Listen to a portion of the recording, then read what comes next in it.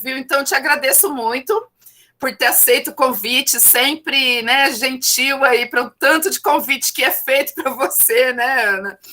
E aí, gente, tá aí a Ana Paula, né? Ana Paula Procópio, professora da UERJ, eu peguei até o Lattes aqui, né? Da professora adjunta da Faculdade de Serviço Social da UERJ, doutora em Serviço Social pela UFRJ, mestre em Serviço Social pela UERJ, possui graduação em Psicologia e Serviço Social, coordena o Programa de Estudos e Debates dos Povos Africanos e Afro-Americanos, PROAFO, da UERJ, pesquisadora integrante do Centro de Estudo Otaviani, coordenadora da Residência Multiprofissional em Saúde Mental da UERJ. Aí ela tem experiência no serviço social, ênfase em serviço social e processo de trabalho e atua principalmente nos temas fundamento, serviço social, trabalho, relações étnico-racial, gênero, educação, saúde mental. E a Ana Paula é uma grande parceira nossa, né, nesse debate mesmo das relações étnico-raciais, na formação de um assistente social antirracista e aqui de vários profissionais, né, de várias áreas, nessa perspectiva do antirracismo. E a especialidade aí, o teórico que a Ana Paula ensina muito para a gente é sobre o Clóvis Moura, então por isso que ela está aqui. E aí, Ana Paula, agora eu peço para você também se apresentar, né? Se eu deixei de falar algum elemento importante, porque eu fui mais aqui nessa questão acadêmica aqui, né? Que está no Lattes. E fique à vontade, né? A gente vai até 6h30. Geralmente 1 hora, um pouquinho menos, um pouquinho mais de fala, e depois a gente abre para o debate, mas você vê a forma que você se sinta mais confortável, tá? Obrigada, viu? Não, adorei, acho que assim, está lá mesmo.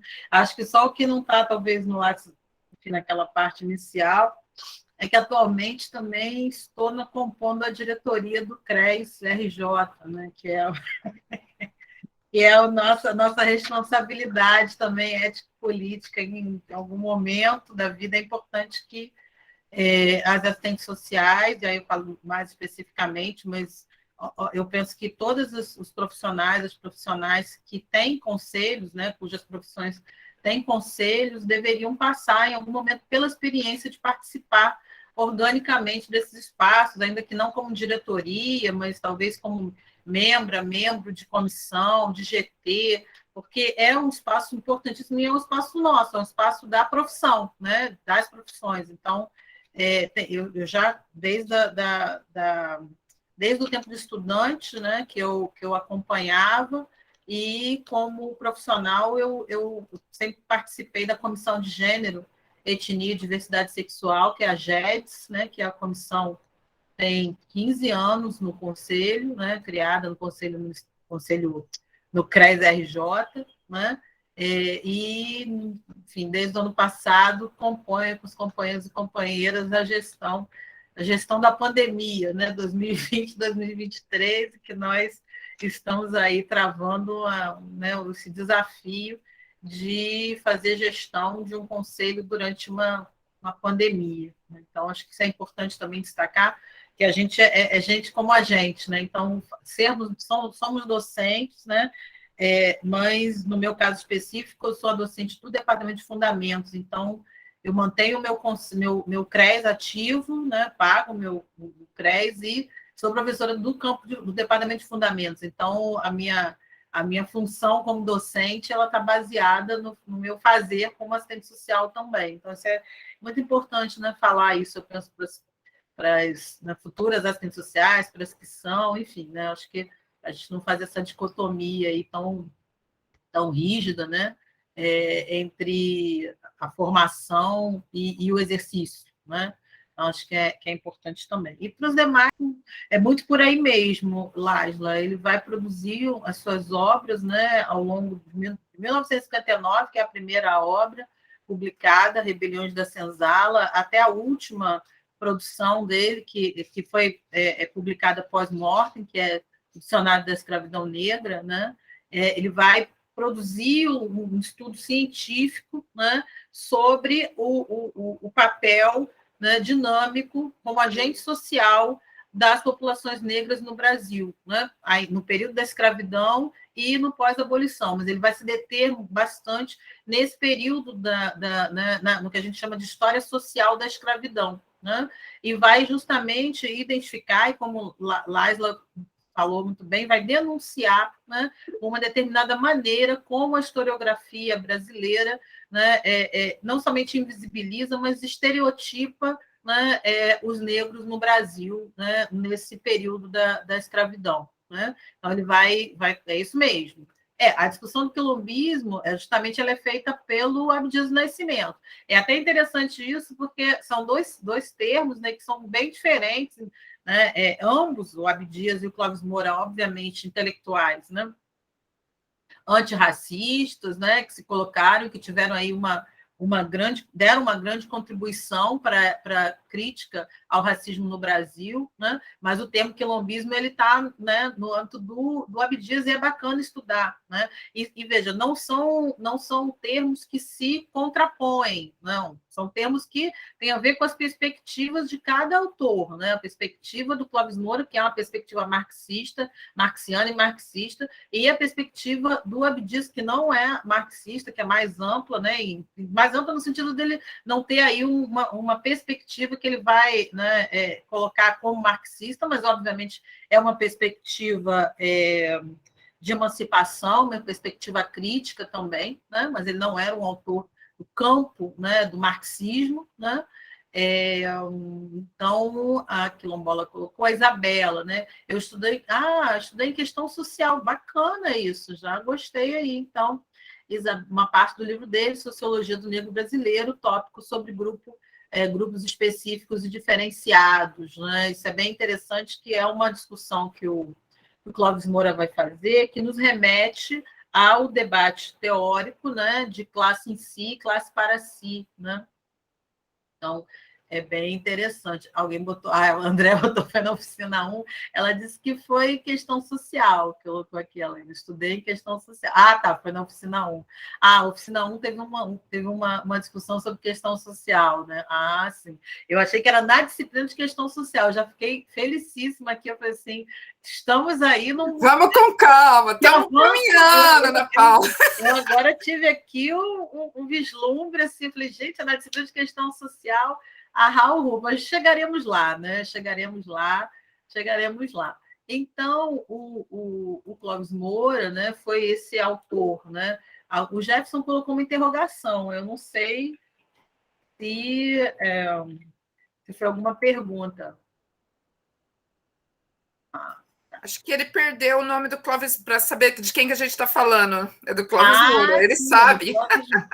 Desde semana para lá. É o Clóvis Moura, esse é o Clóvis Moura, né? Assim, é o nosso... Mas eu vou fazer o seguinte para vocês, antes de eu entrar no texto, né, que vocês, né, devem ter lido ou dado uma olhada, ou pelo menos saber o título. Eu vou trazer aqui alguns elementos da vida do Clóvis Moura, para vocês terem aí um pouco de saber quem é o autor. Né? Ele é um sujeito piauiense, né? Ele nasce no estado do Piauí, né? Então ele é um sujeito nordestino, e ele é oriundo de uma família que é interracial, né? A mãe dele é uma mulher branca, tanto que o nome do Clóvis Moura é Clóvis Steiner Moura, né? Esse Steiner, né, é um sobrenome, né, de origem europeia, e a família da mãe do Clóvis Moura, né, tinha sido então uma família escravocrata, né? E a família do pai do Clóvis Moura o pai do Clóvis Moura era um homem negro, né? Uma família que tinha tido elementos sujeitos escravizados, né? Então, não somente o Clóvis Moura, ele era oriundo de uma família interracial, mas ele era também essa síntese, né, que a gente vai pensar aqui no Brasil, em que nós nos relacionamos nesse mundo contemporâneo, né, com uma história, né, com uma história que envolve escravistas, envolve escravizados, né? e que se organiza a partir dessa relação assimétrica, né? Ele vai trabalhar muito, e nesse texto da quilombagem, ele vai trazer esse elemento, que é o elemento do conflito, né? Como um conflito de classes entre escravizados e escravistas, né? Ele vai tomar isso, e essa é uma diferença muito, muito forte em relação a forma como Clóvis Moura vai pensar a história social da escravidão no Brasil, né? Que é do ponto de vista do conflito, de um conflito de classes, entre duas classes antagônicas e as classes principais daquela sociedade que vai se organizar durante 388 anos como uma sociedade colonial escravista, né? Então, ele vai partir daí, ele vai partir dessa relação como uma relação conflitiva, mas não uma relação conflitiva em função, por exemplo, de choques culturais, né? Quem leu a Sociologia do Negro Brasileiro, ainda que tenha lido só uma parte, né? Ele vai trazer, se puder ler um pouco mais, de uma maneira um pouco mais ampliada, o Clóvis Moura ele vai muito nesse livro falar da discussão de assimilação, de aculturação, né? E vai demonstrar que o conflito ele não era um conflito meramente cultural, né? É claro que havia também elementos da cultura, né, de divergência cultural, mas que o problema maior estava no fato de que um segmento escravizava o outro para o trabalho, ou seja, os sujeitos negros eles não se insurgiam porque estavam insatisfeitos, porque não podiam, né, professar a sua cultura. Eles surgiam, estavam insatisfeitos, estavam com raiva, porque eles eram escravizados, porque eles estavam ali numa condição, né, de escravização, de violência extrema, né, sobre eles. Então, o Clóvis Moura ele vai nos ajudar a entender o quanto que se produziu de deslocamento, né, em relação a essa história violenta, quando se coloca, por exemplo, que o problema era cultural, eles não se adaptavam, né, então as pessoas ficavam chateadas, e aí isso como se isso fosse um pano de fundo, né? Só que ele vai dizer que não, que a escravidão não é um pano de fundo, né? A escravidão era o elemento principal de conflito e contradição daquela sociedade, contradição em relação à sua forma produtiva, ou seja, né, o elemento central que produzia era o elemento escravizado, né?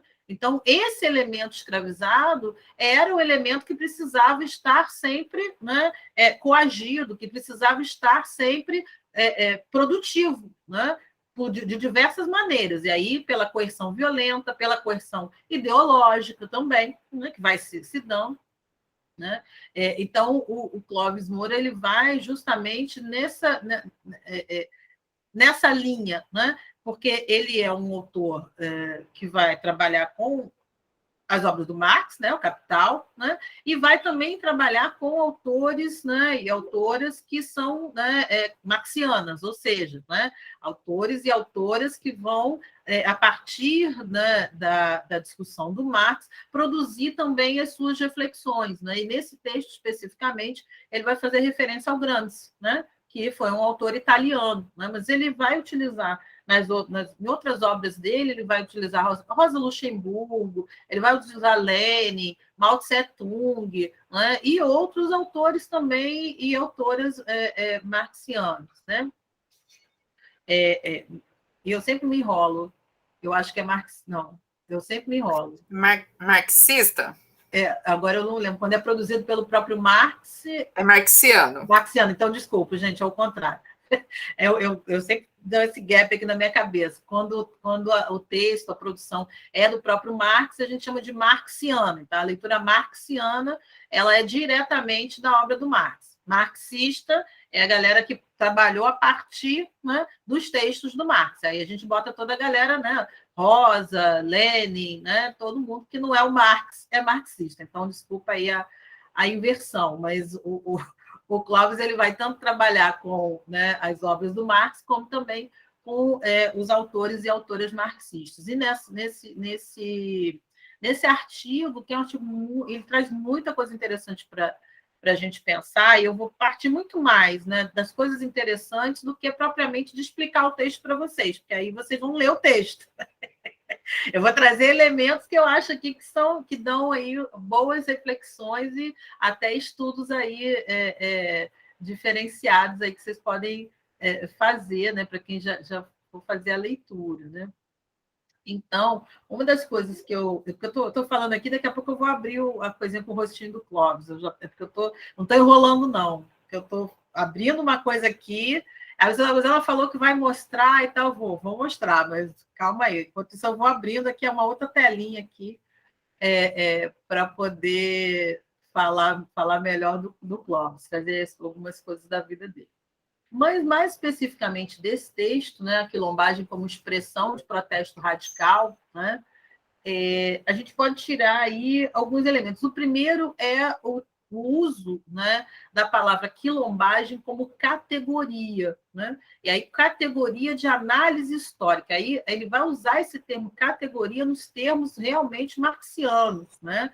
A possibilidade de um termo ser utilizado como categoria é a possibilidade desse termo, dessa palavra, dar conta, né, não somente de um contexto, né, mas de uma história social, né, de processos históricos, né, que têm um lugar de fato, ou seja, ocorreram factualmente, aí os quilombos eles ocorreram factualmente, mas, para além disso, essa palavra ela possibilita entender o contexto daquele sistema, entender o contexto daquela sociedade, né? Então, ela não diz respeito somente ao quilombo em si, né? E a ação na fuga. Ela diz respeito também à maneira de condução de determinados processos que vão ocorrer em função dessa prática da quilombagem, né? E ele vai explicando isso aí ao longo do texto, né? Então, isso já é um elemento interessante, né? E uma outra questão que ele coloca, já logo no iniciozinho, né, é que ele vai falar dos estágios de consciência, né? O primeiro estágio de consciência desse sujeito, que é o sujeito escravizado, é justamente a ideia de fuga, né? Porque, imagina, gente, o sistema ele estava tão bem montado que muitos sujeitos começam a acreditar que eles realmente nasceram para ser escravizados, né? A gente precisa lembrar que havia a violência física e toda um armamento, toda uma militarização da sociedade colonial e pós-colonial também, né? Para manter aqueles sujeitos ali ordenados. Então, os sujeitos eles já tinham sido, né, apresados em África, né, né, a partir aí do tráfico, né? Eles já tinham passado por uma travessia violenta, que muitos já tinham morrido, tinham passado por tortura, já tinham passado, e ao mesmo tempo eles também começam a passar por um processo violento de catequização religiosa, né? Pela Igreja Católica, né? No sentido de fazê-los acreditar que eles realmente precisavam ser salvos, né? Que a sua cor era uma cor do mal, né? Que eles descendiam de demônios, que eles descendiam, então, de amaldiçoados, ou seja, que eles eram amaldiçoados, né? E que os brancos estariam fazendo um grande favor, né? Não somente escravizando-os, mas batizando eles na fé católica, né? Na crença católica. Então, vocês imaginem tudo isso acontecendo ao mesmo tempo, né? As pessoas sendo retiradas à força das suas famílias, das suas casas, dos seus lugares, atravessando o Atlântico durante meses numa condição de extrema desumanização, e aí quem já viu um navio, né, negreiro vai ter essa dimensão, né? Então, os sujeitos eles vão sendo quebrados na sua existência, né, ao longo disso tudo, né, do apresamento, da vinda pelo Atlântico e nessa catequização e nessa internalização que vai acontecendo. Mas é claro, né, que isso não é suficiente para fazer com que todos sejam, né, então, convertidos, né? Mas isso vai sendo criado, né, nesse sujeito também uma ideia de que não há o que fazer, né? de que aquela situação é aquilo mesmo e que o que resta é viver, né? Tentar viver da melhor maneira possível. Né? Então, o Clóvis ele vai dizer que o primeiro estágio de consciência, né, de uma rebeldia é a fuga. É quando os sujeitos eles insistem que aquilo não é o suficiente, que eles podem até não saber o que vai acontecer, mas eles fogem daquilo ali. Né? E eles fogem não somente da fazenda, né, da escravidão, mas eles fogem também de algo que está instituído. Né? A escravidão ela é um sistema, a escravidão moderna, né? E a gente está falando de uma escravidão que não é uma escravidão qualquer, não é uma escravidão sem historicidade, né? É uma escravidão que tem que a gente chama de escravidão moderna e que tem a sua história, né, articulada, vinculada aos processos dos séculos XV e XVI, né, da modernidade, né? Então, vinculada às navegações e às invasões, né, do que ficou chamado como Novo Mundo. Então, essa escravidão ela não é aquela escravidão, né, antiga, grega, romana. Né? Então, a gente precisa também historicizar essa escravidão. Né? Então, o sujeito que foge, ele está fugindo e ele está negando, ao mesmo tempo, um sistema. Então, essa dupla dimensão vai estar o tempo todo nesse texto. Né? Uma dimensão que é concreta, que é do fato, né, em si, e uma dimensão que ela é sociológica, que ela é mais ampla. Né? Não é uma dimensão idealizada, não. É uma dimensão que nos permite entender o contexto social mais amplo. Isso é muito importante em termos metodológicos, pelo seguinte.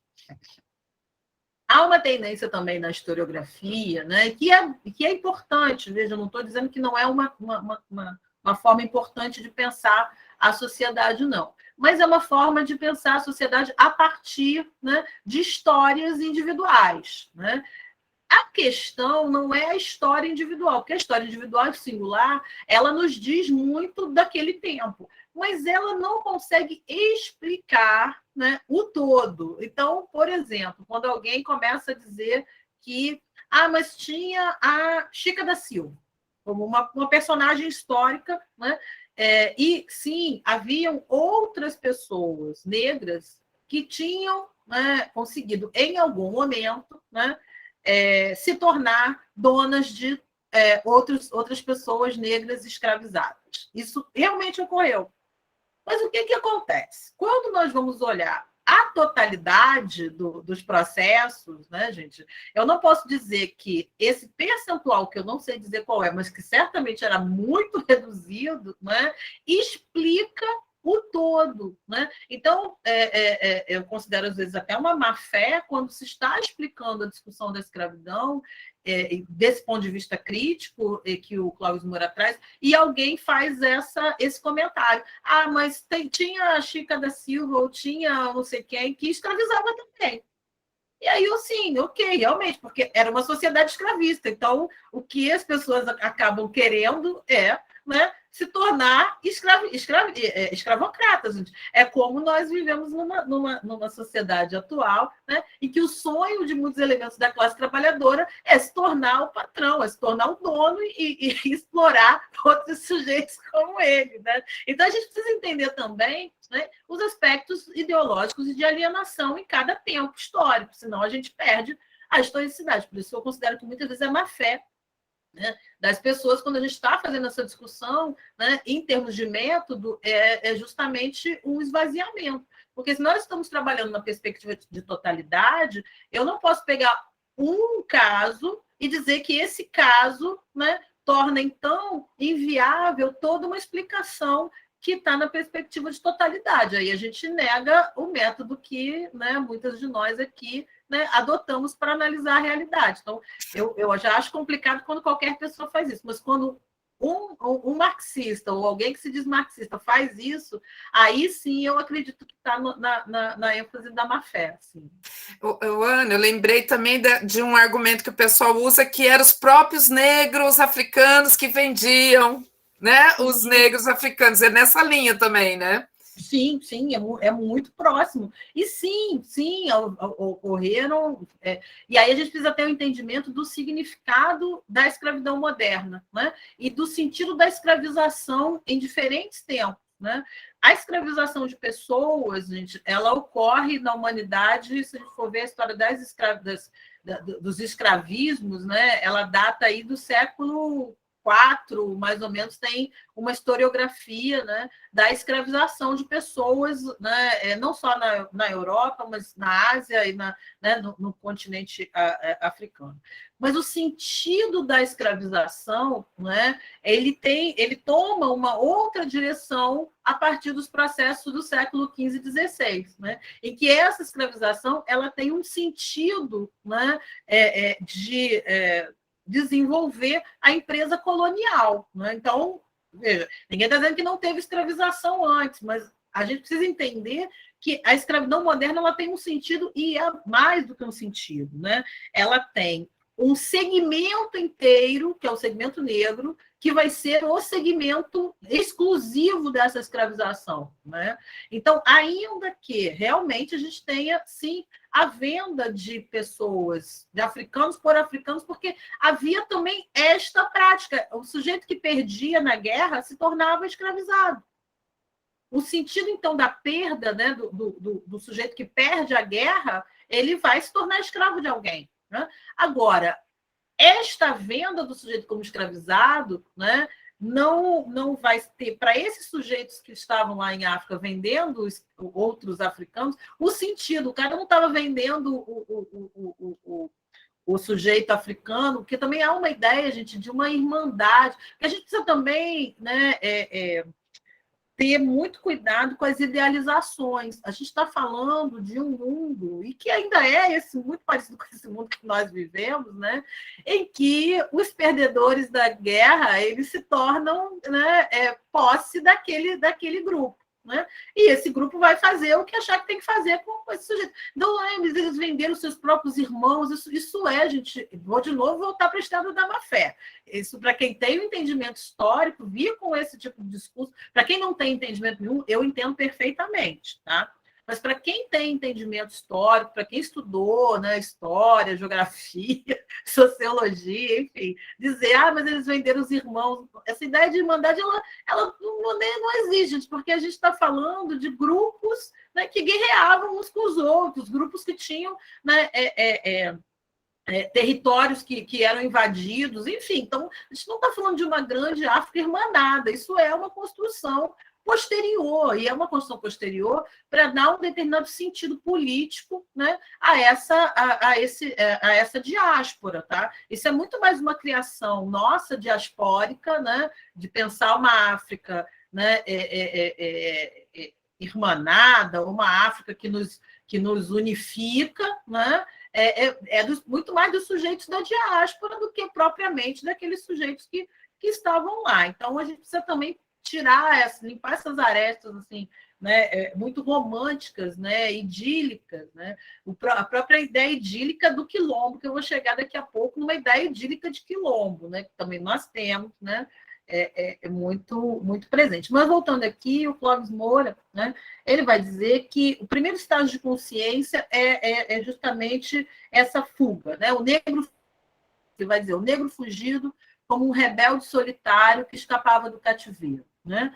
Mas o segundo estágio, né, dessa tomada de consciência é justamente essa passagem, né, de uma fuga solitária para, né, lugar nenhum, né, para uma socialização desse sentimento de negação daquilo ali, de uma coletivização disso. É quando o sujeito tem a possibilidade de se tornar quilombola. Porque essa é a questão. O quilombola, ele é o grande, né, sujeito, aí, a grande categoria aí que o Clóvis Moura vai destacar na relação, na história social da escravidão, que é o quilombola, né? Que é justamente esse sujeito que a gente pode dizer aí que é o vir a ser. Né? É a possibilidade, é o devir de todo escravo, né? La senzala, tem potencialmente a capacidade de se tornar um quilombola. Né? Isso está dado, né? E isso, ao mesmo tempo, torna... É isso que vai fazer... Aí começa a questão que o Clóvis Moura vai trazer, né? Que, a partir do momento em que os primeiros fogem e se tornam quilombolas, que não somente fogem, mas que constroem quilombos, é esta possibilidade que começa a dar todo o tom da maneira como o sistema colonial vai se organizar. Porque o sistema colonial, ele começa a perceber, e os sujeitos desse sistema, né, os fazendeiros, enfim, todos os gestores aí desse sistema, eles vão começar a perceber que o tráfico, a vinda, a catequização não são suficientes para dobrar todos os sujeitos. E eles começam a ter que lidar com esse potencial, sempre potencial perigo da fuga e do aquilombamento. Então, eles começam a ter que lidar com os sujeitos, ainda nas senzalas, né, de uma determinada forma, para que isso não aconteça. Né? E eles começam a ter medo, porque eles percebem que os castigos não são suficientes, a catequização não é suficiente, as ameaças não são suficientes e sempre existem os sujeitos que vão fugir e se aquilombar. Né? Se a gente for pensar, sempre o medo se a gente pensar nosso contexto contemporâneo, né? Cada trabalhador explorado é um potencial revolucionário.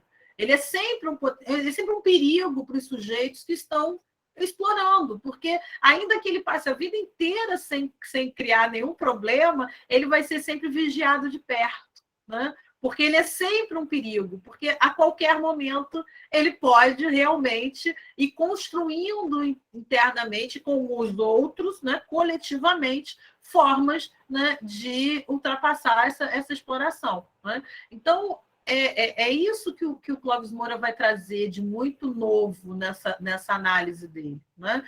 O quilombola como esse elemento que vai ser o dinamizador, vai ser o desestruturador desse sistema, né? Ainda que muitas das vezes de forma potencial. Né? Nós não tivemos uma revolução quilombola, nós não tivemos isso. Mas ele vai dizer que ainda assim, ainda que nós não tenhamos tido, né, em termos aí de fato, né, não somente uma revolução, mas a gente pode dizer que a gente perdeu, né, a gente não perdemos a guerra, mas perdemos as batalhas, né, sociais ao longo dos séculos, né, mas é justamente a cada batalha perdida, né, uma nova batalha se colocava. Né? E aí, essa é a grande questão da sociedade, da história. Né? Os sujeitos que estão no andar de cima, eles têm o sonho, né, de que os de baixo nunca mais vão fazer nada que cause confusão. Mas a todo momento tem a galera de baixo que, claro, porque está embaixo, está sendo explorado. Então, o próprio processo de dominação gera a potencialidade da recusa a essa dominação. Né? Então, não dá para calar todo mundo ao mesmo tempo, todo o tempo. Né? Isso, acho que a história nos ensina isso. Né? E é isso justamente que o Clóvis Moura vai trazer, né, nesse texto. Né? Então, e que é importante também, né, e como uma categoria de análise sócio-histórica, é para a gente entender aquela realidade. A quilombagem nos ajuda a entender aquela realidade social, não somente do ponto de vista dos escravizados e dos quilombolas, mas também do ponto de vista, né, de quem organizava o sistema. Né? Isso também é algo interessante, né? Porque ele não está trazendo, e isso eu gosto sempre de destacar, né? Ainda que ele seja um sujeito, né, obviamente, um ativista do antirracismo, ele é, antes de tudo, um pesquisador e um cientista. Né? Então, ele não está fazendo uma discussão panfletária, ele está trazendo dados e está trazendo dados de análise. Então, eu acho sempre que a leitura do Clóvis Moura ela precisa ser feita, né? Porque senão a gente acaba utilizando o nome dele, diga, eu amo o Clóvis Moura, mas nunca leu nada do Clóvis Moura. Então, assim, da gente também não cair, né, em algo que é complicado, né, que é não ter lido alguma coisa, né, e não, agora todo mundo fala de Clóvis Moura, então deve ser bacana. A gente precisa ler para poder até fazer, assim, poder pensar essas argumentações né? Também para as nossas necessidades contemporâneas, né? Porque ele nos serve. Então, assim, ele não é importante somente porque ele traz essa nova perspectiva sobre o negro, mas porque ele nos dá elementos de análise da realidade brasileira e da realidade brasileira contemporânea. Ele não está falando de negros, ele está falando de Brasil, ele está falando de formação social brasileira, né? Porque senão a gente tenta botar, tem uma galera que tenta botar ele num gueto, né? Ele está falando dos negros. Sim, ele está falando dos negros e das resistências negras, mas ele está colocando isso num contexto, né, geral de formação social brasileira. Por isso que a gente disse que não seria mais possível, né, principalmente a gente aqui, isso mesmo, André, no contexto da luta de classe. No período colonial escravista, é uma luta de classe, que é uma luta de classe que envolve essas duas classes antagônicas, né? Escravizados e escravistas, e, posteriormente, só, né? Depois da abolição, né? Que a gente vai ter uma luta de classes nos termos capitalistas, né? No Brasil. Né? Então, a gente sempre tem dito que vai ficar cada vez mais difícil que a gente consiga discutir formação social brasileira, né, nas disciplinas, sem trazer o Clóvis Moura minimamente aí para poder debater essa forma junto com os outros autores clássicos aí que também são clássicos. Ele é um clássico que começa em 59. Então, assim, a gente precisa, porque senão a gente também coloca isso num gueto, num tema, né? Num tema e fica numa coisa panfletária, né? E não ele não estava fazendo nada panfletário, ele estava fazendo pesquisa científica, né? E análise da realidade a partir, né, da teoria marxiana, né? Então, ele vai usar algumas categorias, né, para falar dessa categoria quilombagem, né? Ele vai trabalhar muito com a categoria negação, né? Eu estava até pensando, lembrando da Lélia Gonzalez, né, que fazia umas digressões interessantes com as palavras, né? Quando a gente divide a palavra negação, essa negação quilombola é uma negra ação, né? Que vai produzir uma negação do sistema, né? Então, o quilombola, né, ele vai dizer em um momento aqui, né, ele vai ser um ser para si, no nível de reconhecimento. Imagina o sujeito se reconhecer enquanto quilombola, essa produção de identidade, não somente de identidade, mas de reconhecimento dentro de uma sociedade escravista. E aí é interessante falar, né? E aí acho que já é uma diferenciação em relação à palavra quilombismo, né? O quilombismo, né, na construção do Abdias, está dentro de um projeto político que o Abdias do Nascimento vai propor, né, fundamentado, né, pela organização dos quilombos. O quilombismo está nessa linha. O Clóvis Moura está falando de quilombagem, ele está falando de uma categoria, né, que vai se constituir durante a história social da escravidão. Então, ele está falando é uma outra coisa, mas que não está em contraposição ao quilombismo, né, proposto pelo Abdias, não. Mas são ideias diferentes, eles estão falando de coisas diferentes. O Clóvis Moura está fazendo uma análise social da escravidão. Então, toda vez que ele está nesse texto aqui, ele está se referindo especificamente ao período colonial escravista. Ele está falando, é disso que esse texto está falando, né? E o quilombismo está nesse âmbito, né, de uma proposta política, né, fundamentada pelas ações, pelo quilombo, pela organização social quilombo, por essa produção, né, de organização social que foi realizada pelos negros no Brasil. Então, é isso, né, muito grosso modo, né, porque não é o tema quilombismo, mas para vocês terem um pouco essa ideia, porque em alguns momentos as pessoas tendem a fazer uma pergunta, tipo Fla-Flu, né? Mas aí eles não se davam, já teve até perguntas, mas eles não se davam, eles tinham uma rixa, porque se eu usar quilombagem, não posso usar quilombismo. Não, gente, não é nada disso. Assim, é preciso que vocês leiam os autores, entendam também e contextualizem também os autores. Digo isso que numa fala que a gente fez agora no curso, né, que saiu essa pergunta também, aí foi respondendo a isso que eu falei, que a gente precisa contextuar tanto o Clóvis quanto o Abdias. Abdias do Nascimento, bem mais velho que o Clóvis Moura, né, foi um sujeito que viveu jovem, né? Os anos 30, né? O Clóvis Moura nasceu em 1925, né? Então, ele jovem, né? O Abdias, vive todo aquele momento da ditadura varguista, né? Está, enquanto jovem, na criação da Frente Negra Brasileira.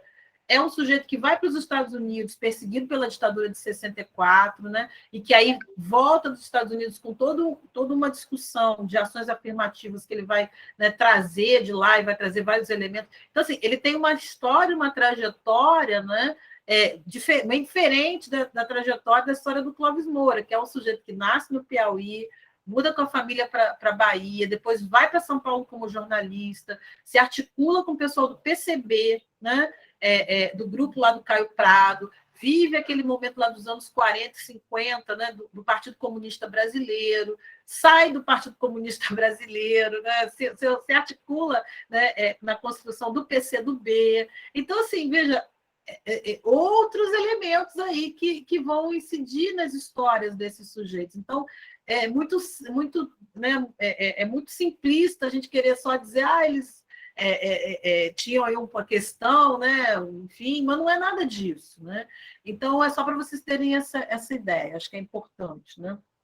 Então, né, essa questão do reconhecimento é muito interessante, porque se a gente for pensar, né, em seres, em sujeitos, né, que se reconhecem, se reencontram na negação de uma ordem, né? Isso é quilombo. Então, quando a gente fala em aquilombamento, acho que isso também é uma outra questão importante para ser refletida no uso das palavras, né? Quando a gente está falando porque a gente pode usar o termo aquilombar no sentido amplo, obviamente, né? No sentido de um agrupamento de pessoas, né, negras, e aí também é isso, gente, eu tenho que dizer que quilombo está relacionado com pessoas negras, porque não é uma palavra qualquer, né? Então, se você pode dizer, uma palavra, é tão geral que qualquer pessoa que se organiza, qualquer grupo que se organize é um quilombo, não é um quilombo.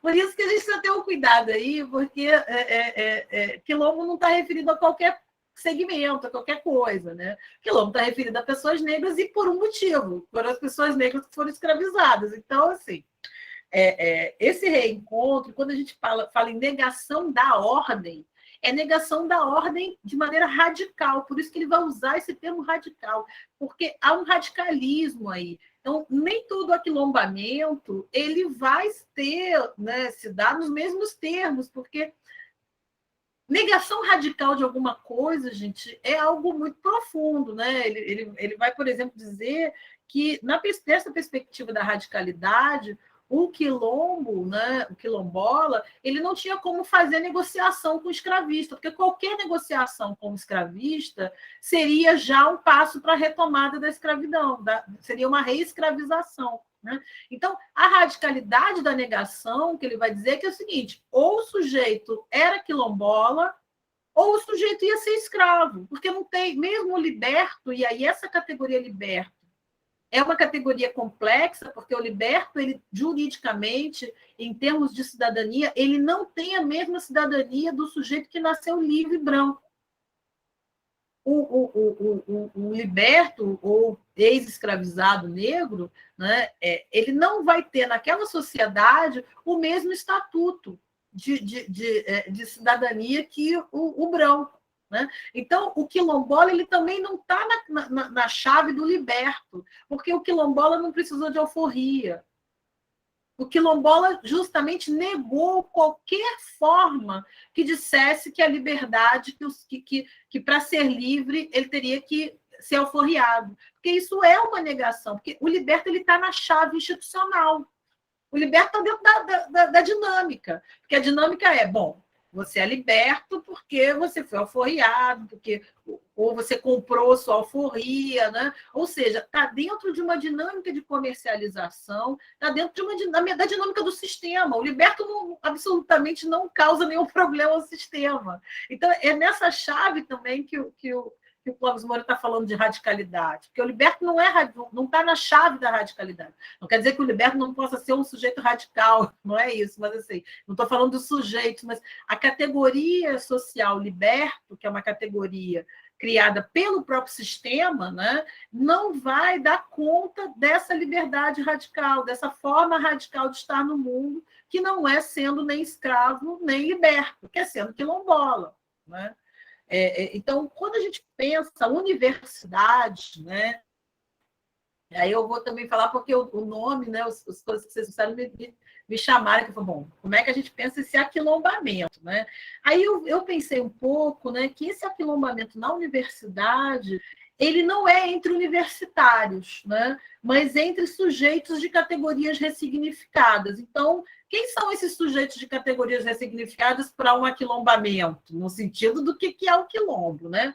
Os negros, os indígenas, os favelados, né? Então, veja, aqui eu não estou lidando somente com cor ou com raça, a gente está lidando com categorias sociais e políticas, né? Então, e que tiveram categorias em que os sujeitos tiveram que politicamente ressignificá-las, porque elas foram criadas para colocá-los em guetos, né? Os negros, os indígenas, os favelados, né? E eu estou usando o termo favelado porque o favelado é uma categoria política, diferente do sujeito, eu sou da comunidade. Ok, comunidade é mais amplo. O sujeito fala assim, eu sou favelada no sentido político do que é ser favelado. Né? Então, eu penso que um aquilombamento na universidade, ele precisa se dar em termos desses sujeitos e do que esses sujeitos vão, então, negar nessa universidade. Porque o sentido da negação tem que ter um conflito, né?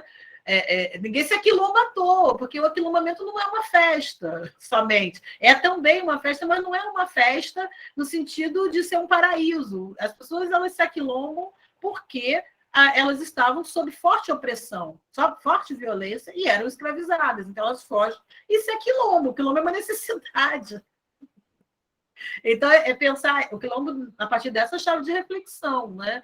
E contemporaneamente, aquilo que não, né? Quem não é quilombola, porque nasceu no território quilombola e está fazendo, né? Essa discussão, está fazendo uma chave de discussão política, mas que precisa remeter ao sentido factual do quilombo, né? Porque senão a gente começa aí tendo daqui a pouco uma apropriação aí de quilombo, né, de uma forma estranha, né? E aí eu digo que já tem aí umas situações aí que sujeitos, né, na perspectiva de um racismo reverso, né, dizem que estão aí muito traumatizados enquanto na sua branquitude, né? Então, quem sabe daqui a pouco a gente tem um quilombo branco aí que a galera vai se dizer que tem que fazer um quilombo, né? Enfim, então, do ponto de vista objetivo, a gente precisa trazer essa história, é importante essa leitura do Clóvis Moura, porque ele vai trazer a história mesmo. Né? E aí eu trouxe até aqui para mostrar muito rapidinho, tem um livro que saiu agora de novo pela Expressão Popular, né, que é Quilombos, Resistência ao Escravismo, né, que é um livro pequeno, não é? Acho até que ele tem online e tal, e o mais antiguinho, que esse eu não sei se é tão fácil de encontrar, que era da coleção Brasiliense, né, que é Os Quilombos e a Rebelião Negra, né?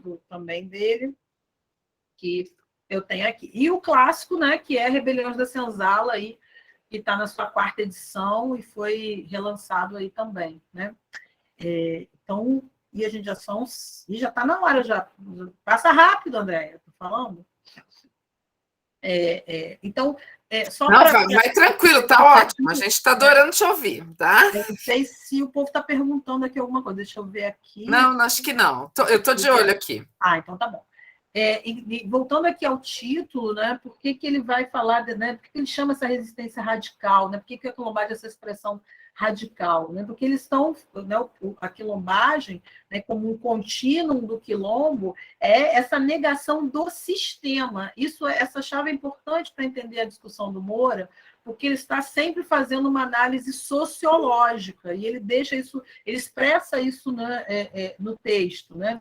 Então, ele vai dizer que é um território, né, no qual as relações não tinham outra hierarquização senão aquela necessária para a defesa da liberdade. Então, isso aqui é muito importante também, porque tem alguns estudos, e também, não sei se são estudos, mas eu já ouvi perguntas no sentido de, mas no quilombo tinha gente que estava escravizada, tinha rei, enfim. Aí começa com uma história de que tinha relação de dominação. Então, gente, olha só, toda a relação humana, até onde eu sei, o momento foi baseado em relações de algum tipo de dominação. E eu realmente, né, luto para que, em algum momento da vida humana, nós não tenhamos relações de dominação. Mas, né, até o momento, qualquer segmento social, qualquer organização social que a gente estuda, a gente vai detectar, né, alguma forma hierárquica, gente. Alguém, algumas, enfim, que estão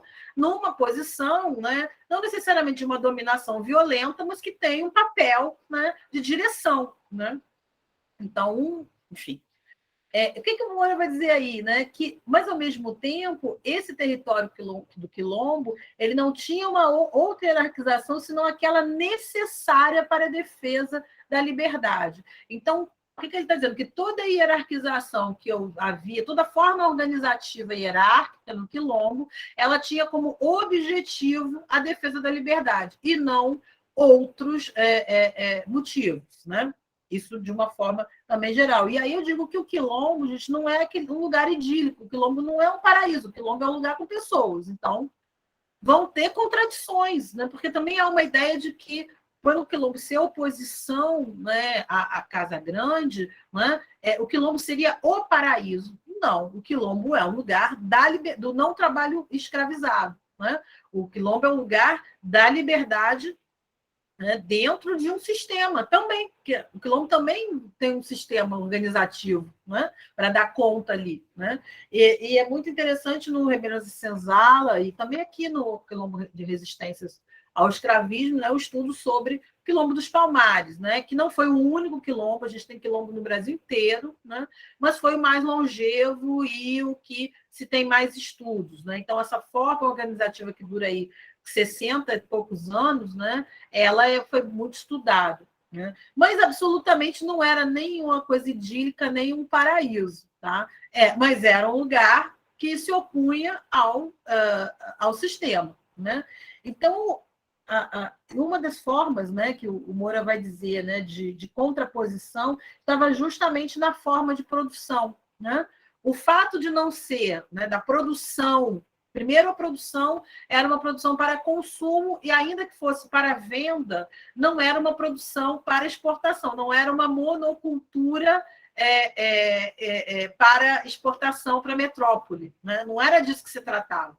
Porque uma produção que tem esse fim, ela vai necessitar de um tipo de mão de obra. Então, a mão de obra escravizada ela está também em articulação com a forma dessa produção acontecer. Né?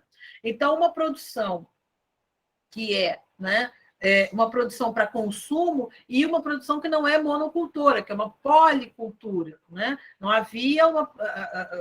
Quando se vai ver, né, a vida nos quilombos, né, é uma vida em que o sujeito não ia ficar plantando cana para mandar para a metrópole. Então, tinha que plantar arroz, tinha que plantar, arroz eu não sei, feijão, tinha que plantar, né, as coisas para a comunidade consumir. Né? E ainda que esse quilombo vendesse essa produção para vilas vizinhas, enfim, para os sujeitos, essa produção, essa venda, ela também tinha o sentido de retornar para esse quilombo. Então, você não está falando aí de um processo de lucro, né? Ou de uma produção voltada, né, para o fim de acumulação. Não é disso que se está falando. Então, essa é uma negação também. Né? E aí é interessante a gente pensar, do ponto de vista da teoria social, né? A forma de produção, ou seja, o modo como nós produzimos algo, organiza a nossa forma de lidar, tanto com o produto quanto com as pessoas que o produzem. Né? Então, quando a gente diz, né, que o modo de produção organiza a sociedade, né, sempre, às vezes, para quem está começando a fazer esses estudos, é muito difícil a gente imaginar como? Por que o modo de produzir alguma coisa organiza a maneira como a gente lida com essa coisa produzida? Né? Primeira coisa, né?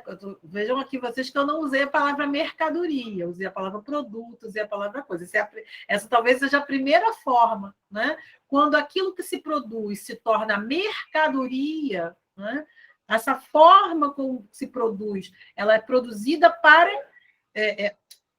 a forma de produção é realizada para produzir mercadoria e não coisas para consumo humano, né? Então, isso dá outra maneira da gente se relacionar com os produtos, né? Nós nos relacionamos com os produtos. Gente, desculpa, tem um negócio aqui apitando na rua.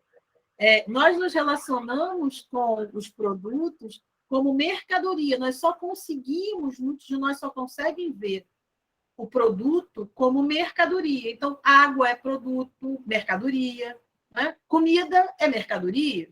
Então, comida não é produto para consumo, para que eu consiga viver, né? Água não é para que eu consiga existir, né? Água é para consumir, é para ser consumido como mercadoria. Consumir não, é para ser consumido como mercadoria. Eu não consumo nada nessa sociedade como algo que serve exclusivamente para o meu bem-estar. Eu consumo como mercadoria. Se eu não tenho dinheiro, eu não posso acessar. Então, eu posso morrer nessa sociedade, né? E também, isso já se coloca, ainda não era uma sociedade capitalista, óbvio, mas essa relação com a produção, ela vai se estabelecendo aí, porque a produção que vai se dar no período colonial escravista, ela não é uma produção para o consumo daquela sociedade, ela é uma produção para ser enviada à Europa como mercadoria que vai possibilitar a acumulação da metrópole, né? Então, se dizia mesmo que nada era produzido na colônia porque precisava vir de fora, porque não era interessante que a colônia começasse a criar um mercado interno, uma produção interna, porque isso, obviamente, ia competir com os interesses da metrópole, né? Então, todo esse aparato, né, torna essa forma de produzir muito diferente, né, e antagônica em relação à forma produtiva nos quilombos, né? Então, a fazenda escravista e o quilombo são esses dois grandes polos aí de oposição, né, que o Clóvis vai demonstrar nesse artigo, né? E vai trazer os elementos do que ele chama de função social do quilombo, né? Que é essa possibilidade de ruptura radical com o sistema colonial escravista, ou seja, todo o funcionamento concreto do quilombo é uma forma, né, concreta de oposição ao sistema escravista. Né? A existência do quilombo, né, a vida cotidiana no quilombo, é uma forma concreta de oposição ao sistema, pela sua forma de produção, pelas suas relações sociais, né, pela maneira como aquilo ali se organizava. Né? Que ele vai dizer que era algo que deveria ser destruído, porque competia com o modo vigente. Né? E também, né, e ele vai dizer que ele vai estar fazendo essa análise, né, numa perspectiva sociológica. Ele coloca umas 2 ou 3 vezes no texto, né, que ele está fazendo essa análise numa perspectiva sociológica, que envolve, então, pensar em termos de totalidade, né, esses quilombos, e não nas suas particularidades territoriais, regionais, né, e mesmo no seu tempo de duração. Porque o que ocorre? A perspectiva pela qual os quilombos são vistos, ela é uma perspectiva que os joga isso não valeu de nada na sociedade brasileira. Não fez nem cosquinha na formação social. Né? E o Clóvis Moura vai dizer, não, fez sim. Né? Ainda que eles não tenham transformado a realidade social de modo, né, rompido, né, totalmente, eles o tempo todo demonstravam essa potencialidade. E nesse sistema, mostrar a potencialidade gera o medo. E esse medo, né, obviamente, faz com que esse sistema se organize, né, contra potencialmente, né, a rebelião. Assim, não é muito diferente do que nós vivemos. Né? O sistema ele tem uma série de formas, né, de contenção da revolta dos trabalhadores. Né? São as punições, são as formas legais. Né? Assim, a gente tem, por exemplo, toda uma legislação que legisla, né, sobre a greve. Para a greve não ser algo que cause um transtorno para além do transtorno para o cidadão comum. Né? Porque a greve, qualquer outro tipo de de forma, né, organizativa, de rebeldia da classe trabalhadora, ela precisa ser contida o tempo todo. Se não for pela legislação, vai acabar sendo pela segurança pública, quando a gente vai para a rua, né, fazer lá a reivindicação e vai, né, leva, né, spray de pimenta, né, borrachada, enfim. Então, essas formas de contenção, elas estão sendo muito direcionadas, né? O Estado ele vai se organizando, e aí a gente está falando do Estado já burguês, né? Fiz um gap aqui rapidinho, né? Parei um pouco com a discussão colonial, escravista.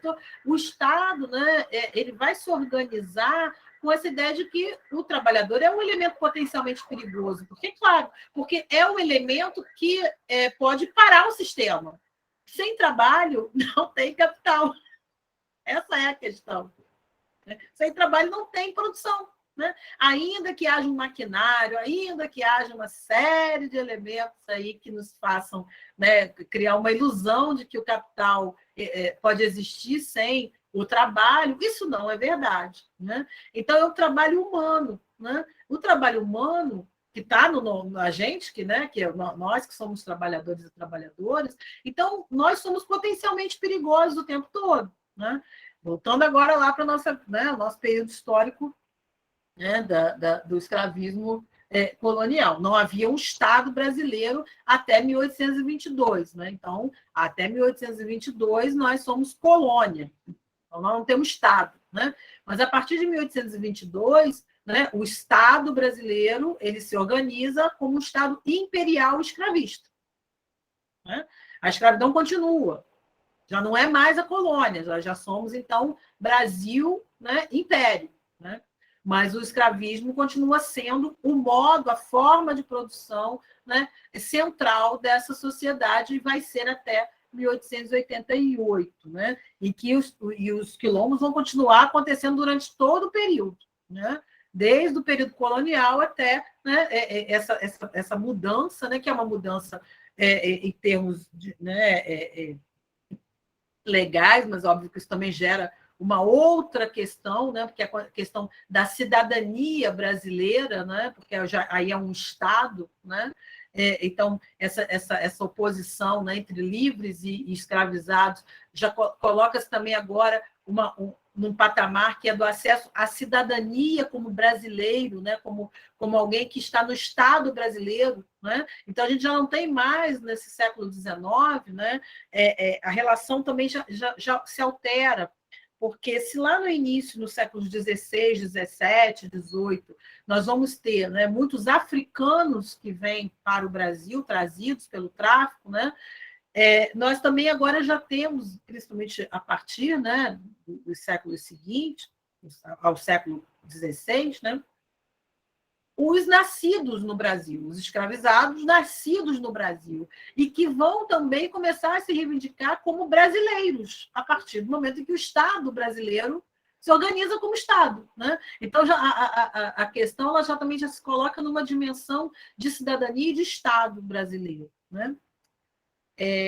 Então, assim, eu vou fechar, porque já são 6h15, e a gente também, né, precisa aí dar uma conversada, né? Mas eu creio que eu trouxe aqui os principais elementos, né? O quilombo como categoria, né, sociológica, né? E aí eu queria ouvir de quem também, né, leu o texto e ficou com alguma dúvida, né? Quem não leu, acho que agora tem alguns elementos aí para leitura que são aí interessantes, né? E quem leu, se tem aí alguma dúvida, se ficou com alguma questão em relação ao texto.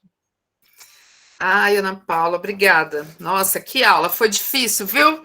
Essa coisa de a gente planeja 1h30 para não ficar também pesado e o pessoal tem aula depois, né? Mas dá vontade de ficar ouvindo um tempão. Muito obrigada. Acho que você trouxe muitos elementos, acho que a gente até. E agora eu quero abrir para o pessoal mesmo, mas bater um papo aí sobre a questão do aquilombamento, né? Do aquilombar a universidade, que isso é coisa minha, tá? Sim, sim. Acho que eu peguei um pouco também da minha trajetória teórica gramsciana, sim, da contra-hegemonia, né? E depois que eu descobri o Clóvis Moura, eu falei, puxa, acho que é isso, né? Aquilombar esse espaço historicamente negado para essas pessoas, né? Sim. Então, que legal, acho que você trouxe. Aquilombamento na atuação dos assistentes sociais. A Isa, eu diria que para a gente pensar aquilombamento na perspectiva das assistentes sociais, nós teríamos que nos reconhecer primeiro nos reconhecer, né? Enquanto negras, periféricas, indígenas, quilombolas, né? E aí eu diria que a gente precisaria negar muito do que a gente aprende, assim. E negar mesmo, assim. Então, assim, por isso que eu digo, usar esse termo, né? Não aqui com vocês, porque né, o professor André está fazendo desse espaço, porque o aquilombamento ele requer também um cotidiano. E aí eu entro talvez um pouco na conversa com o Kleber, né? Que é esse cotidiano, esse se fazer num cotidiano. Né? Então, PAIF está dentro de uma política, não tem como fazer aquilombamento com PAIF, não vai fazer. Né? Não pode ser considerado quilombo, pode ser qualquer outra coisa, mas não é quilombo se for a partir de ser um grupo PAIF, não é quilombo, porque PAIF é uma política, um serviço dentro da política de assistência social. É um pouco, não sei quem assistiu não sei se é Evaristo no Roda Viva, né? Que ela diz que quando ela sobre o termo escrevivência, uma pessoa perguntou se o termo escrevivência estava para o Narciso. Então, ela falou assim, não tem como, porque Narciso é um mito grego. Então, começa daí. Então, e ela é uma mulher negra, não somente uma mulher negra, mas uma mulher negra que trabalha numa perspectiva, né, afrocentrada. Então, assim, né, ela não usou esse termo. Mas o que ela vai dizer? Que se é para falar da escrevivência, tem que trazer Oxum, o espelho da Oxum, que absolutamente não está na mesma chave, não é uma analogia com Narciso. Narciso é outra coisa. E Narciso, e aí eu conversava com um amigo sobre isso, né? O Narciso está muito mais para o pacto narcísico da branquitude, né? Que vai morrer se olhando, achando que o mundo está à sua imagem, e vai morrer, porque o mundo é muito mais amplo do que a sua própria imagem. Né? Então, é um pouco nessa chave, Isa, que assim, para a gente não fazer tem algumas analogias que não vão ser possíveis, porque isso não quer dizer que os grupos PAIF não possam ser maravilhosos, dentro de uma perspectiva de democratização das relações, de acesso a direitos, né, de reconhecimento daquelas famílias, né, das suas identidades. Então, assim, dá para as assistentes sociais fazerem coisas muito bacanas, uma perspectiva antirracista, né, no PAIP, né, nesse projeto, né, nesse programa, né, que é de atendimento à integral, justamente pela perspectiva da integralidade. Né? Como é que se pensa numa integralidade, num serviço que tem como princípio a integralidade, sem discutir racismo, sexismo, por exemplo? Então, assim, tem muita coisa que a gente pode fazer interessante já com os recursos teórico-metodológicos, né, conceituais, sem a gente necessariamente ter que talvez forçar uma barra e dizer que estamos fazendo um quilombo. Entende? Assim, isso, dá para fazer muita coisa boa, né? Mas eu diria que quilombo é algo ainda mais específico, né? E fora dessa chave de uma política de assistência ou de saúde, ou qualquer política, porque a política está no âmbito de uma construção de Estado, né? Então a coisa não faz muito sentido. Né? A Érica falou do livro, né, que foi recolhido. E aí, gente, eu vou dizer o seguinte: esse livro foi recolhido, mas eu fui fazer uma busca na editora.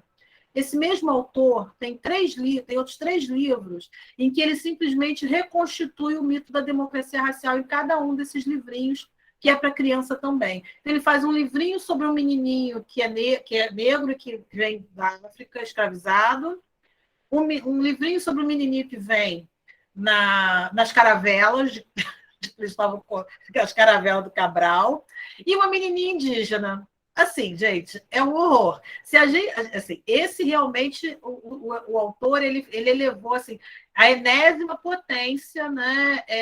A cara de pau, né? Mas não somente a cara de pau, né? Mas o racismo. Né? Mas ele já vinha fazendo isso, porque essa editora, apesar de ter determinadas posições, né, ela é a mesma editora de uma pessoa que, há alguns anos atrás, né, assinou a Carta dos Intelectuais contra as Cotas. Então, assim, eu não espero nada de maravilhoso dessa editora. Já não esperava mesmo e agora menos ainda. Né?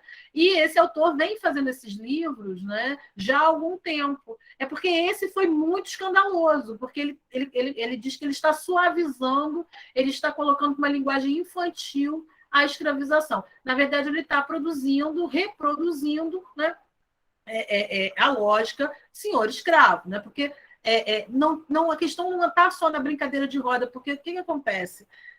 Eu acabei baixando o livro, porque começou a rodar o livro, né? O livro todo é complicado, porque não é só a questão das crianças brincando de roda no navio negreiro. Tem uma outra cena em que ele narra uma situação de uma criança que está sendo marcada a ferro.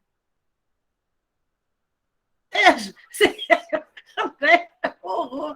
Assim, é porque quiseram botar que a gente ficou escandalizado porque tinha crianças brincando de roda no navio negreiro. Não é só isso. O livro todo é assim. E ele está tratando da vida do Luiz Gama. Isso é o mais chocante, porque assim, a gente acabou de ter um filme que é fantástico, né? E que ele passa muito de leve pela realidade de que foi o pai branco do Luiz Gama que o vendeu. O Luiz Gama não foi traficado de África para o Brasil. O Luiz Gama é um sujeito que nasce no Brasil, né? De uma mãe negra, né? E um pai que é um homem branco, e quando a mãe era uma mulher que fazia aí incursões aí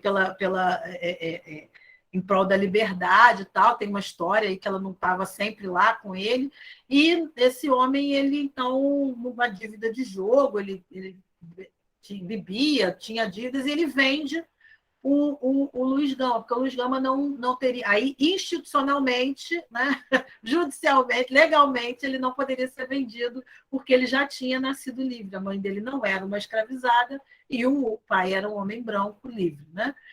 Então, isso quase passa muito batido no texto. Assim, né? Então, assim, o livro, gente, não é somente uma romantização do sofrimento. Eu diria que é mais do que isso, Érica. É justamente a forma branca de reatualizar a maneira mítica, né? E de manter todos nos seus lugares. Né? Porque, ainda que essa história seja horrível, ela é extremamente desconfortável para ser lida por uma criança negra, porque é ela que está sofrendo. Né? E a criança branca continua na sua identidade de aquele que está no domínio, ainda que seja um domínio perverso. Né? Então, a Érica diz, né? Penso na negação e na romantização do sofrimento. Né? Isso é uma forma de renegar o racismo. Sim, é uma forma justamente de reiterar o mito da democracia racial. Né? E criar, que não é nova, Érica, não é uma nova narrativa, é justamente uma reatualização da narrativa de sempre, ainda mais quando a gente vai ver o conjunto da obra desse cara.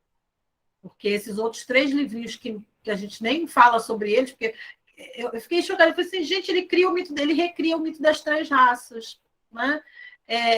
Dessa maneira, ele faz assim bem. Então, tem o menino negro, que vem da África, tem o menino branco, que chega com os conquistadores, né?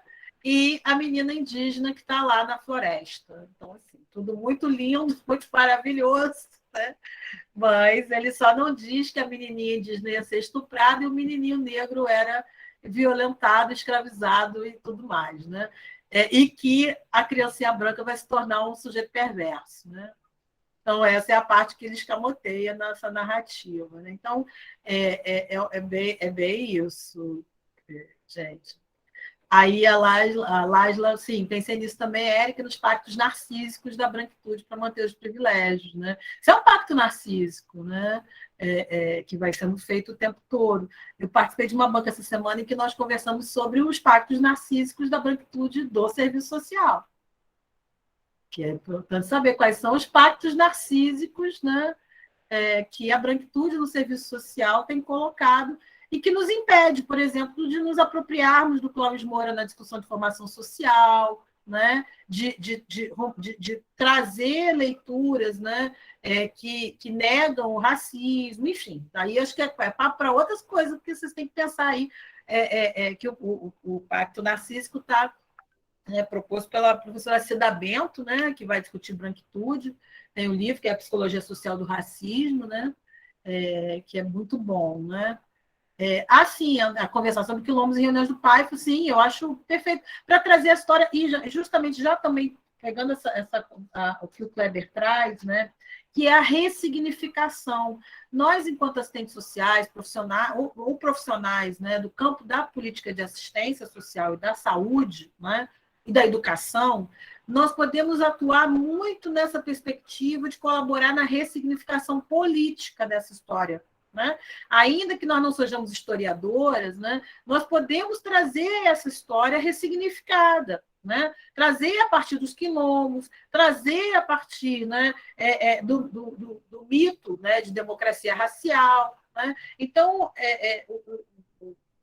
o Clóvis Moura, Kleber, ele nesse texto mesmo, ele faz uma discussão que pode nos ajudar a pensar na ontologia do ser, porque ele vai falar do ser escravizado, ou seja, esse sujeito, né, que não vai deixar de ser humano, né, mas que vai precisar se tornar quilombola para resgatar a totalidade da sua humanidade, né, que foi subsumida. Né? Ele não perde, a gente nunca perdeu a nossa humanidade porque fomos escravizados. Mas nós não podemos, né, durante todo esse tempo, né, usufruir dessa nossa humanidade. Nós não usufruímos da nossa humanidade, né? Mas nós somos humanos. Então, pensar em termos de ontologia também é muito importante na sua articulação histórica, porque nós somos diaspóricos. Né? Então, a gente veio de algum lugar, mas nós não somos mais esses que vieram, nós somos outros já. E os que vieram antes de nós tiveram que reconstruir algo aqui a partir de um pouco do que ficou lá e da experiência do que eles começaram a viver aqui. Então, o Clóvis Moura ele vai trazer isso no texto também. Né? O quilombo vai ser também essa síntese, né, de algo que foi construído em África, mas de algo que é da experiência daqui. E os quilombos, eles não são um fenômeno, né, uma construção somente no Brasil. Né? Aqui no livrinho Quilombos Resistentes ao Escravismo, né, ele vai trazer aqui no vocabulário, né, Cumbi, né, são os ajuntamentos de negros fugidos durante a escravidão na Venezuela, né? Os cimarrons também, que são, né, as formas de ajuntamento, né, de organização em Cuba, né, e na Colômbia também, e o palenque. Né? Na verdade, o marrom é o escravo fugido, não. E o palenque que é o mesmo que quilombo ou mocambo na Colômbia e em Cuba. Né? E a Angela Davis também, no Mulheres, Raça e Classe, faz menção a coletivos de escravizados, de ex-escravos fugidos, né? Que vão se organizar nas matas, enfim. Então, essa forma ela é em função dessa necessidade. Né? Então, o que nós, enquanto diaspóricos, né, precisamos talvez nos compreender enquanto seres, né? Que nós temos esses elementos do que ficou lá atrás e que nos constitui, mas que nós também constituímos algo aqui. Né? Então, nós somos esses seres. Né? Então, eu acho que é um pouco assim. E nessa perspectiva ontológica, né, que eu acho que é importante, a gente nunca perdeu a humanidade, e sempre nos mantivemos como algo que é um vir a ser, que é justamente o quilombola. Então, o quilombola talvez seja um pouco esse elemento, né, de vir a ser ontológico possível naquele momento, né, do escravismo. Né? E que pode ser também um vir a ser atual, que aí a gente também pode pensar, a gente pode ressignificando sempre, né, o quilombo, né, os quilombolas, não somente aqueles que são descendentes de quilombolas, das terras quilombolas, né, mas nós também, que estamos nas cidades, né, e em cidades que também tiveram quilombos, né, que foram construídas em cima de quilombos. Né, então, tem isso também. E o quilombo no seu sentido simbólico, né?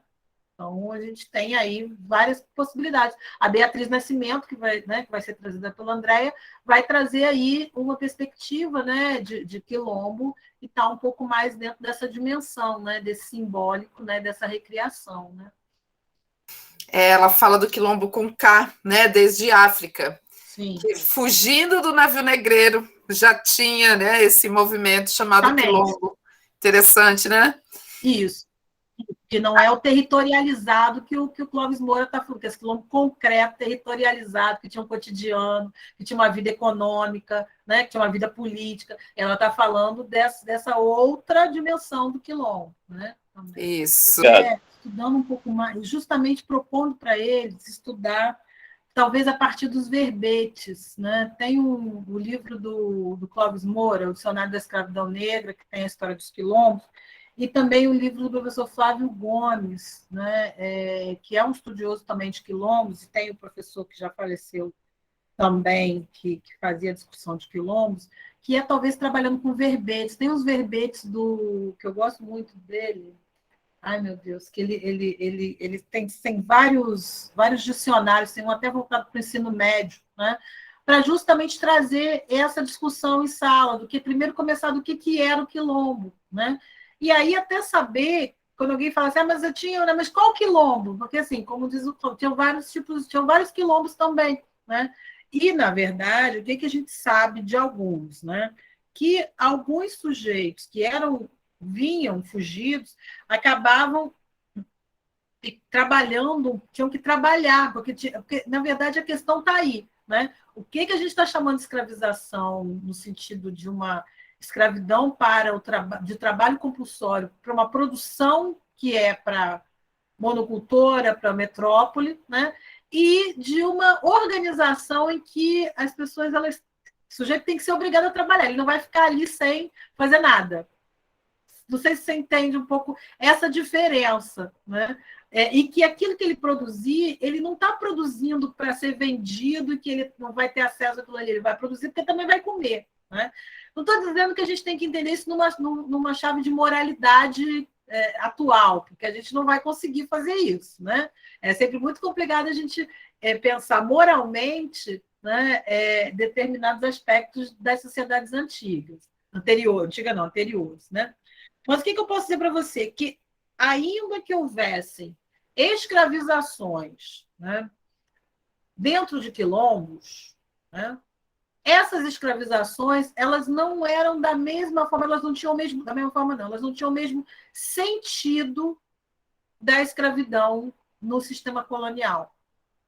O que eu acho que a gente precisa, se você tem interesse, estudar, procurar e descobrir exatamente o que era isso, o que era essa escravização dentro do quilombo, ocorreu aonde, como é que foi, para você poder levar essa discussão em sala de aula. Né? Porque não adianta a gente dizer que não teve. Né? É como o pessoal fala, mas a gente não pode dizer que os africanos venderam outros africanos. Não, a gente tem que dizer, mas a gente tem que contextualizar isso para o que era. Né? Eles estavam vendendo perdedores de guerra. Eles estavam fazendo aquilo que fazia desde muito, muito, muito antigamente, que é usar o perdedor como algo que se trocava ou se vendia. Né? Então, tanto o verbete de escravidão moderna, que tem no dicionário, quanto de quilombo, talvez seja interessante. Né? Eu não sei se ajuda, porque você não tem uma resposta total para isso, né? Mas aí minha sugestão para você seria isso, para trabalhar isso com os estudantes, mas antes fazer um pouco essa pesquisa, né? Entender um pouco do que é isso, né?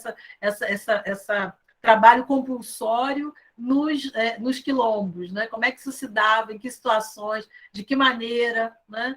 É um pouco a gente pensar, né? Ana, pode fazer suas considerações. Não, eu quero agradecer aqui. O pessoal está bombando aqui, viu, Ana? Agora, ó. Falando do Kleber foi ótimo. Eu acho que é isso mesmo, partir da experiência, porque talvez se a gente partir já de uma possível pergunta que vá, né, criar uma questão, né? E aí eu lembrei quem é o professor que faz os dicionários, que é o professor Ney Lopes, né? Que eu gosto muito, ele tem dicionários, né? Ele tem um que é para que é para o ensino médio, né? Que é dicionário da diáspora africana e tal, que, assim, no momento depois e tal, trabalhar com os verbetes, mas eu acho que essa fala do Kleber foi ótima, que é trabalhar um pouco com a experiência, né, das pessoas, né? E da experiência que elas têm, né? Então, acho que isso é muito bom. Então, agradecer enormemente assim, a possibilidade de estar aqui, os comentários, as contribuições. Coloquei lá o canal, o link do canal Pro AfroERJ, para vocês se conectarem lá e tal. E tem curso do Pensamento Social, Introdução ao Pensamento Social do Clóvis Moura, está tudo lá, né? E outras atividades que a gente tem feito online também estão lá. Aí convido vocês para darem uma olhada lá, se inscreverem no canal. Aqui é a nossa propaganda, né? É isso. Ana, muito obrigada. É muito bom, né, poder te ouvir, poder aprender contigo, trocar, né? Acho que a gente está nessa vibe, né, de aquilombar, trocando, conversando, aprendendo, né? E o pessoal aqui, olha, curtiu demais, vários coraçõezinhos e gratidão. E obrigada. Eu sei que a tua vida é corridíssima e dedicar esse tempinho aí para a gente foi sensacional. Eu